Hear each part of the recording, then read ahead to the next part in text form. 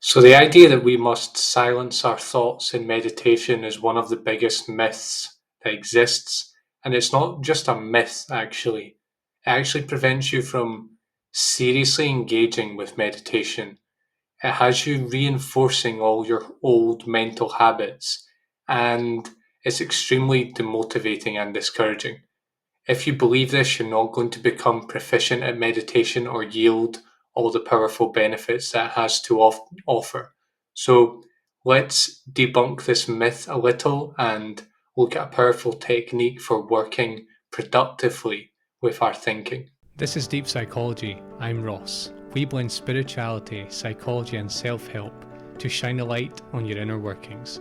Listen if you want to get real, powerful insights and avoid all the fluffy nonsense that abounds in self help circles. You'll know more about how your psychology works than 99% of people on the planet. Find me on all the major podcasting platforms or head to deep-psychology.com, visited by thousands every month, for tons of free resources. And I'm now on Patreon. I'd really appreciate you supporting the show, and in return you can access exclusive perks. Alright, time for the show. So let's begin by talking about the myth itself. So people who come to me to learn meditation, particularly newbies who've only dabbled with it in the past, maybe through the popular apps, for example, they often come with the goal of calming their mind, of not thinking about anything. And actually, in most meditation nowadays, teachers will say, just calm your mind. Just calm your mind. Um, and I don't know it's hard to know what to say, really. It's hard to know mm, to tell you all the things that's wrong with that. Just calm your mind. Basically, my theory is that the popular apps have hijacked some of the deeper spiritual teachings and diluted them down and brought them into our oversaturated society and tried to like make them fit and make it palatable to people. And what's basically happened is that they've confused deeper spiritual teachings with just calming your mind. For example, um, in several traditions, you talk about um, calm abiding. Now, this doesn't mean calm mind in the sense that you're not thinking.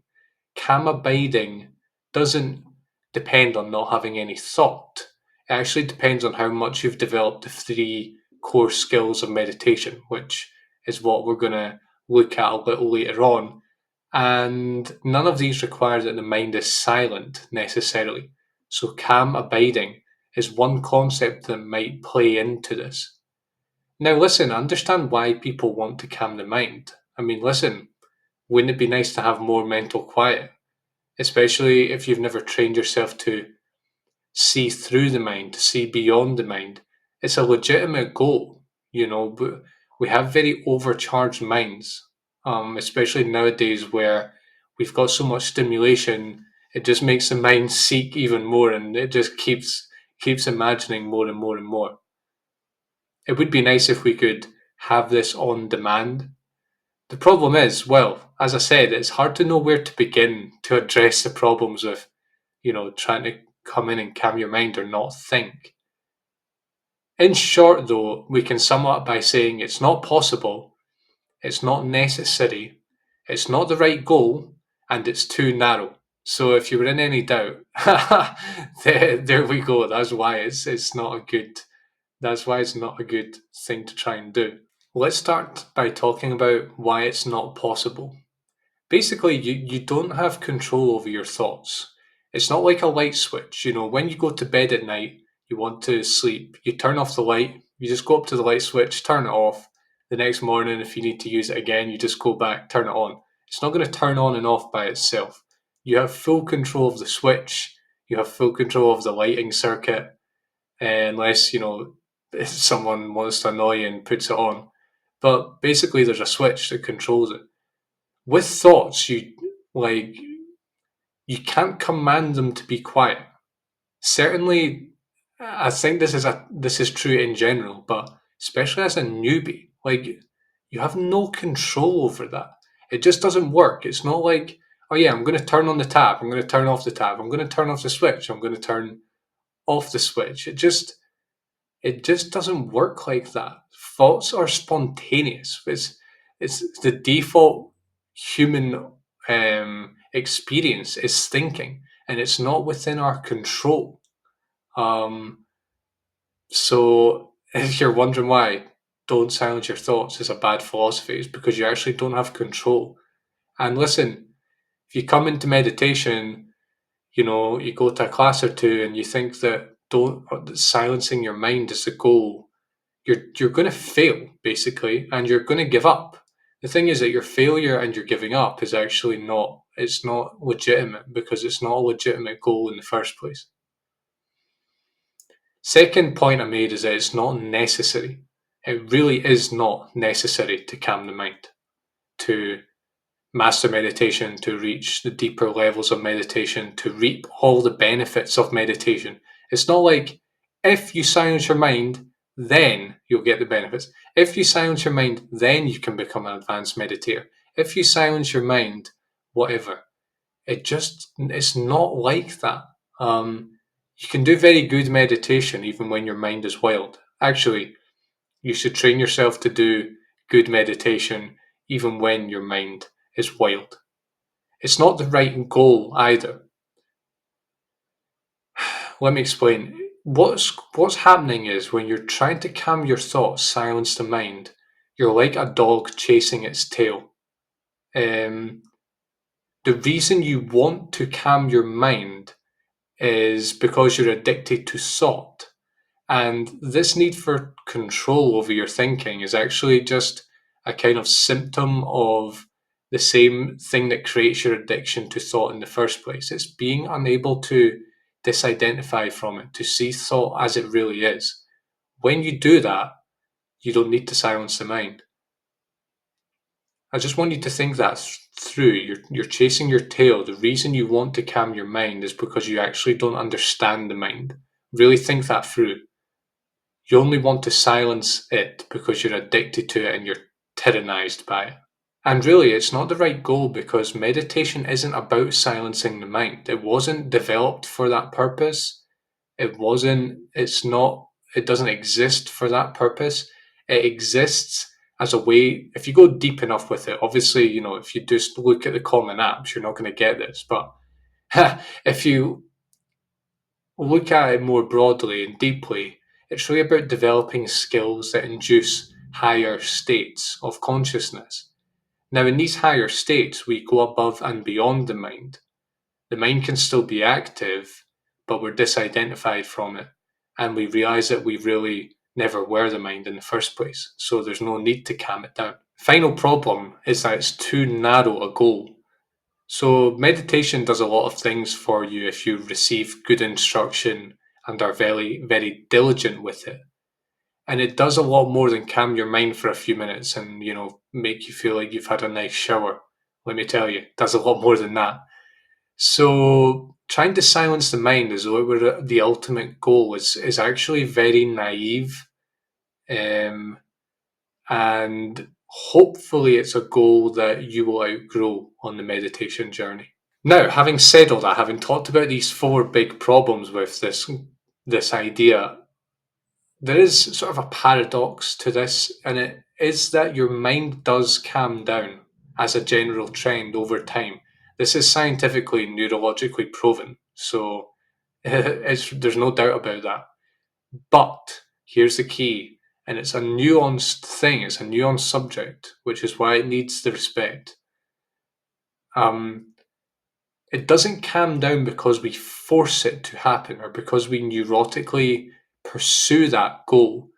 It's actually because we train our attention, we train our concentration, and we train ourselves not to be looking all the time, looking elsewhere. And it silences on a deeper level. It doesn't happen because you force it, and it's not actually a goal per se. Yes, it can help you go into the deeper phases of meditation, but it's not a goal to strive towards. You have to just trust in the meditation and trust in the long-term trajectory, and you will find your mind calms down over time. The thing is, by that point in your journey, you'll probably have developed the skills necessary to not have to have the mind be calm all the time. So listen, if we're not going to silence the mind through meditation, what can we do? How can we more productively work with the mind to perhaps start seeing that the mind doesn't have to be as tyrannical as it usually is? And it's maybe not the huge weight, the huge burden that we think it is. And actually, there's great freedom to be found when we can experience it in the right way. So, this is mindfulness of thought we're going to look at. And I actually want you to do this. This isn't a guided meditation. I'm just going to give you the instructions. I've got several guided mindfulness of thought meditations that you can access by supporting me on Patreon. But I'm just going to describe it for you here. And it's really important, like I say this before every single class that I do on mindfulness of thought. We're not trying to silence the mind here. The goal of mindfulness of thought is not to silence the mind. It's really not. Like, just understand that, please. We're also not trying to intellectually understand it. We're not trying to dissect it. We're not trying to add on to it.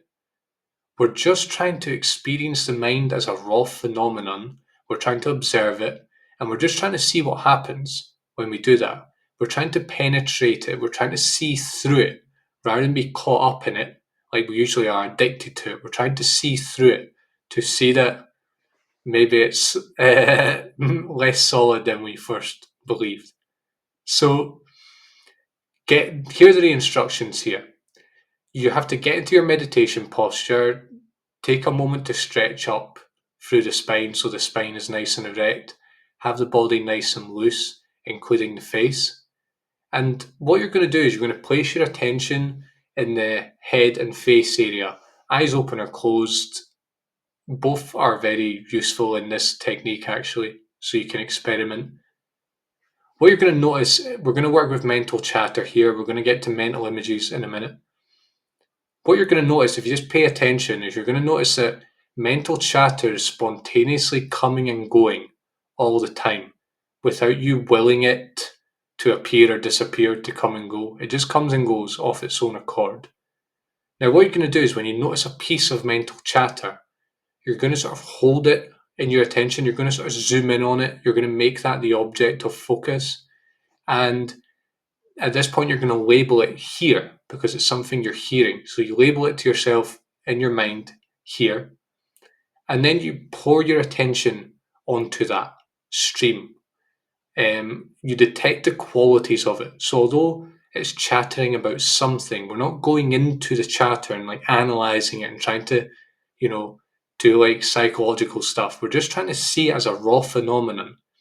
How loud is it? Where is it? Does it move or change? Does it appear and disappear? This is called sensory clarity. Detecting this stuff is called sensory clarity. As you're doing this, so you notice a piece of mental chatter, you hold it in your attention, you sort of zoom in on it, then you clarify it, you detect different things about it, the size, the location, the movement, the intensity of it. While you're doing all this, no resistance. So you're not pushing it out, you're not trying to push it under the surface away, get rid of that horrible mental chatter. But you're also not grabbing onto it. Often we grab onto mental thought without really realizing that that's what we're doing because it's so ingrained. We're just trying to let it come and go as it naturally will. It's sort of like a river, it flows. That's when you feel non-resistance, it feels like your experience is flowing naturally. And so that's what we want with thinking. And then that's the cycle. And you just run these cycles over and over again. And using the label here can be very useful. Just want to mention that again. And the thing is, we don't just have chatter, we have images too in the mind. We have images of ourselves, we have images of the past, images of the future, images of conversations we've had, images of things we're imagining in our mind. So you can do the same with mental images. You place your attention around here as a formal meditation. You notice that thoughts are mental images are coming and going all the time spontaneously without your will. Um, and then when you notice an image, you hold it in your attention, you pour your attention onto it, you detect things about it, and then you stay with it for a few seconds, and then you go back and you open up, and then you work with another image. So, why are we doing this? What's the purpose of doing this mindfulness of thought exercise or exercises? The goal is really to gain insight into thought. Now, practice this repeatedly, and I always encourage my students to practice every day. Practice this repeatedly, and your thoughts will lose their grip on you. To be honest, you'll experience them in a way that probably, I'd imagine, less than 1% of people do. So it's transformative. Basically, if you bring enough clarity, non resistance, and concentration to your thoughts as you're experiencing them, what you're going to realize, and you'll realize this first person experientially through your own experience, not by reading it in a book, you're going to realize that they are impermanent.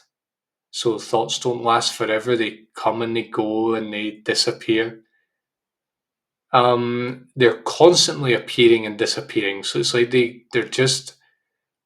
there's no end. It's just a constant process. It continually comes and goes. And that's one of the reasons it's difficult to work with it, because we're so used to the constant stream of thought that it's hard to retrain ourselves. Thoughts are see through and translucent. I'm talking about both the chatter and the images, by the way. They're see through and translucent. They're not solid, intractable. The things that we experience are actually very see through and translucent and paper thin. And when you see this, it's really transformative. And they're not you. You are not your thoughts. Now, I know that that's like a cute catchphrase, but again, this is experiential. It's not, oh, intellectually, what would it be like if I wasn't my thoughts? No, this is, oh, I am not my thoughts.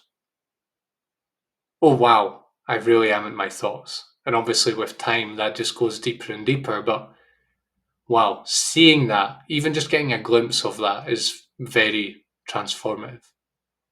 Now, when you consistently see one or more of these features, like impermanence, see through, translucentness, the paper thinness, the fact that they're not you, you'll realize why you don't have to silence the mind. And actually, you can see that you only want to silence the mind because you're not seeing these features. You're seeing the mind as something that you are, as something you're addicted to, and something that you can't really do anything about, something that is solid and that dominates you. You haven't trained yourself. When you train yourself, you'll see that you actually don't have to silence your thoughts. And let me tell you, this is totally life changing. And it only gets more life changing the deeper you go. All right. So I encourage you to give that technique a try. And again, you can also get access to this via Patreon, and you can get access to exclusive weekly meditations by supporting me on Patreon. If you dig the show, please consider supporting me. It would be a really big help. And make sure to subscribe to the channel. I've got 2 episodes coming weekly for the rest of the year. Take care, and I'll see you soon.